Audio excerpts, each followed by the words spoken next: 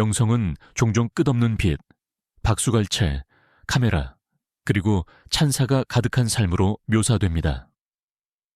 그러나 이 화려함 뒤에는 아무도 이야기하고 싶어 하지 않는 어두운 진실이 숨어 있습니다. 때로는 단 한순간, 겉보기에 무해한 순간이 가장 위대한 스타들조차 삶에서 앗아갈 수 있습니다. 스캔들도 오랜 질병도 아닌 마치 나쁜 꿈처럼 예상치 못하고 잔인한 기이한 사고들 말입니다. 이 비디오에서는 유럽에서 수백만 명에게 알려졌고 마치 운명 자체가 마지막 막을 내린 것처럼 비극적으로 삶을 마감한 7명의 유명 인사들을 살펴보겠습니다. 1. 나야 리베라. 나야 리베라는 빛이었습니다. 스크린에서 그녀는 성공적인 시리즈 글리의 산타나 로페즈 역으로 빛났는데 강인함, 아이러니, 그리고 감정으로 가득 찬 이 캐릭터는 많은 젊은이들에게 동일시될 수 있는 인물이었습니다. 시리즈 밖에서도 나야는 가수이자 예술가였으며 특히 유럽에서 미국을 넘어 널리 들리는 목소리였습니다. 아무도 이 빛이 그렇게 갑자기 꺼질 것이라고는 예상하지 못했습니다. 2020년 7월 8일, 나야는 캘리포니아 피르 호수에서 4살 난 아들과 겉보기에 평범한 오후를 보냈습니다. 짧은 소풍, 평화로운 순간이었습니다. 엄마와 아들은 수영을 하러 갔지만 갑자기 물이 통제불능 상태가 되었습니다. 수사관들은 강한 조류가 2사람을 보트에서 멀리 끌어냈다고 추정합니다. 마지막 몇 초 동안 나야는 단 한 가지 행동을 했습니다. 아들을 보트 위로 다시 올리기 위해 온 힘을 모은 것입니다. 그 후 그녀는 물속으로 사라졌습니다. 몇 시간 뒤 아이는 혼자였지만 다치지 않은 채 보트 위에서 발견되었습니다. 아이는 엄마가 돌아오지 않았다고 말했습니다. 5일 동안 수색대가 나야의 시신을 찾을 때까지 수색 작업이 계속되었습니다. 그녀는 고작 33세의 나이로 사망했는데 경솔함이나 스캔들이 아닌 무조건적인 사랑의 마지막 행동 때문이었습니다. 나야 리베라의 죽음은 평범한 사고가 아니었습니다. 그것은 세상을 뒤흔든 조용한 희생이었고 명성조차 잔인한 우연으로부터 보호받을 수 없다는 것을 보여주었습니다. 뒤 오웬 하트. 오웬 하트는 평범한 레슬러가 아니었습니다. 그는 전설적인 하트 가문의 일원이었지만 유명한 형 브렛의 그림자 아래에서 살지 않았습니다. 오웬은 기술, 카리스마, 그리고 팬들과 동료들 모두에게 사랑받는 드문 겸손함으로 인정받았습니다. 유럽에서 그는 그의 세대에서 가장 재능 있는 퍼포머 중 한 명으로 평가받았으며 기술과 유머로 관중을 사로잡는 남자였습니다. 1999년 5월 23일, 오웬은 화려한 공연을 할 예정이었습니다. 캔자스 시티에서 열린 오버 더 엣지 행사에서 그는 블루블레이저 캐릭터로 경기장 천장에서 링으로 내려오는 장면을 연출할 계획이었습니다. 계획된 장난, 통제된 쇼의 순간이었습니다. 그러나 오락으로 의도되었던 것이 재앙으로 변했습니다. 안전벨트의 퀵 릴리스가 너무 일찍 풀렸습니다. 24m가 넘는 높이에서 오웬은 제동 없이 링으로 추락했습니다. 많은 관중들은 처음에는 연출의 일부라고 생각했습니다. 그러나 그것은 연기가 아니었습니다. 구급대원들이 달려왔고 카메라는 돌려졌으며 몇 분 뒤 충격적인 소식이 전해졌습니다. 오웬 하트가 사망했습니다. 그는 겨우 34세였습니다. 충격에도 불구하고 주최 측은 쇼를 계속하기로 결정했는데 이 결정은 오늘날까지 레슬링 역사상 가장 어두운 순간 중 하나로 여겨집니다. 오웬 하트는 가상의 영웅이 아니라 실제 인간, 남편, 아버지, 아들로 사망했습니다. 그의 죽음은 쇼 비즈니스의 환상을 잔인하게 산산조각냈고 오락과 비극 사이의 경계가 얼마나 얇을 수 있는지를 보여주었습니다. 유럽과 전 세계 많은 팬들에게 오웬 하트는 캐릭터가 아니라 가장 화려한 스포트라이트 속에서도 삶이 한순간에 끝날 수 있다는 경고로 남아 있습니다. 3. 제프 포카로. 제프 포카로는 토토의 리듬을 담당하는 심장이었고 당대 가장 영향력 있는 드러머 중 한 명이었습니다. 아프리카와 로잔나 같은 곡들은 그의 독특한 손길을 담고 있었습니다. 1980년대에 그는 정교함, 감성, 그리고 모든 세부 사항에 대한 완벽한 통제로 존경받는 세계에서 가장 많이 찾는 스튜디오 뮤지션 중 한 명이었습니다. 1992년 8월 5일 겉보기에 평범한 일상 속에서 모든 것이 바뀌었습니다.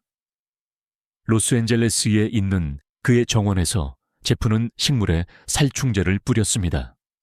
직후 그는 갑자기 몸이 좋지 않음을 느꼈습니다. 가족들은 그를 병원으로 데려갔지만 모든 도움은 너무 늦었습니다. 제프 포카로는 고작 38세의 나이로 심장마비로 사망했습니다. 처음에는 살충제에 대한 알레르기 반응, 비극적이지만 터무니없는 사고로 이야기되었습니다. 그러나 나중에 부검 결과는 더 복잡한 그림을 보여주었습니다. 그의 혈액에서 코카인 흔적이 발견되었고 그의 심장은 심각한 동맥경화를 보였습니다. 한순간이 아니라 조용한 내부적 부담이 그를 덮쳤던 것입니다. 제프 포카로는 무대나 스튜디오에서 죽지 않고 자신의 집의 고요함 속에서 사망했습니다. 그의 죽음은 잔인할 만큼 예상치 못했으며 오늘날까지 아무도 채울 수 없는 공백을 남겼습니다. 음악의 숨결을 불어넣었던 남자는 갑자기 침묵했고 오늘날까지 울려 퍼지는 메아리를 세상에 남겼습니다. 4. 로이 키니어. 로이 키니어는 수십 년 동안 영국 영화계의 친숙한 얼굴이었습니다. 따뜻한 유머와 독특한 존재감으로 그는 윌리 원카와 초콜릿 공장에서든 유럽에서도 큰 인기를 누렸던 수많은 영화 및 TV 작품에서든 모든 장면에 가벼움을 더했습니다. 1988년 9월, 키니어는 영화 삼총사의 귀환 촬영을 위해 스페인에 있었습니다. 일상적인 장면에서 그는 포장된 다리를 말을 타고 건너야 했습니다. 그러나 말이 미끄러졌습니다. 로이는 심하게 넘어졌고 골반 골절을 입었습니다. 처음에는 심각하지만 치료 가능한 부상으로 보였습니다.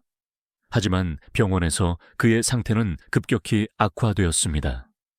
내부 출혈로 인해 심장마비가 발생했습니다. 추락 다음 날 로이 키니어는 사망했습니다. 그는 54세였습니다. 촬영은 중단되었고 동료들은 충격에 빠졌으며 그의 가족은 나중에 안전조치 미흡을 이유로 제작사를 고소했습니다. 로이 키니어는 위대한 극적인 장면을 위해 죽은 것이 아니라 안전하다고 여겨졌던 순간에 사망했습니다. 그의 죽음은 가장 무해한 영화 촬영조차 치명적으로 끝날 수 있음을 분명히 보여주었습니다. 이날 코미디는 가장 인간적인 얼굴 중 하나를 잃었습니다. 오리, 클리프 사이먼. 클리프 사이먼은 평범한 배우가 아니었습니다. 할리우드에서 유명해지기 전 그는 체조와 수영으로 남아프리카 공화국을 대표하는 스포츠 선수였습니다. 이러한 규율과 신체적 통제는 그의 역할에도 영향을 미쳤는데 특히 스타게이트 SG-1의 바알 역에서 그는 존재감과 카리스마로 시리즈에서 가장 기억에 남는 적대자 중 한 명을 만들어냈습니다. 이를 통해 그는 유럽에서도 충실한 팬층을 확보했습니다. 2021년 3월 9일 그의 삶은 카메라와 촬영장에서 멀리 떨어진 곳에서 끝났습니다. 클리프는 그가 사랑했던 캘리포니아 토판가 해변에서 카이트 서핑을 하고 있었습니다. 갑자기 바람과 파도가 상황을 바꾸었습니다. 통제 불가능한 순간, 강한 충돌.